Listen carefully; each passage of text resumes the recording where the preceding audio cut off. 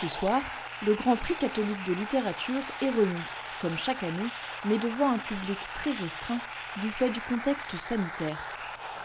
Depuis 1946, ce prix couronne un ouvrage de langue française transmettant des valeurs universelles compatibles avec la foi catholique. Cette année, le roman historique Le Bon Sens de Michel Bernard, qui évoque Jeanne d'Arc, est récompensé. La valeur d'un prix, ça se mesure aussi à son ancienneté.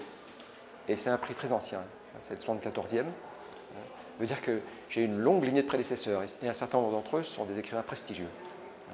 Je suis extrêmement sensible à être le 74e lauréat du Grand Prix catholique de littérature, d'autant plus que mon livre a pour héroïne Jeanne d'Arc.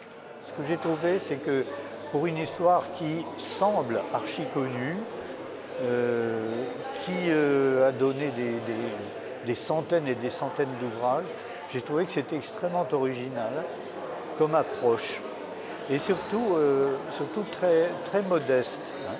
Parce que vous savez, les romans sur Jeanne d'Arc, on peut inventer n'importe quoi.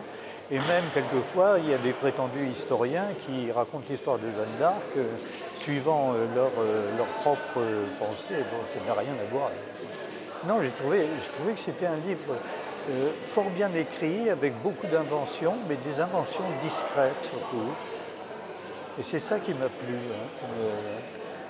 Michel Bernard avait déjà écrit un roman retraçant l'épopée de Jeanne d'Arc, mais celui-ci revient sur la réhabilitation de la jeune fille par le roi Charles VII, 20 ans après sa mort et sa condamnation pour hérésie. Je suis un homme du début du XXIe siècle et je vais parler de Jeanne d'Arc. Voilà. Je pense que viendra un homme ou une femme, peut-être une femme, souhaitons-le, dans 50 ans, qui parlera de Jeanne, qui aura 2 ou 3 générations de plus que moi, qui parlera de Jeanne, et ce sera une jeune femme ou un jeune homme d'une autre génération, et qui portera un regard forcément différent, mais sur le même objet, cet objet extraordinaire qui est l'épopée de Jeanne d'Arc. Voilà. C'est une épopée qui a un caractère éternel.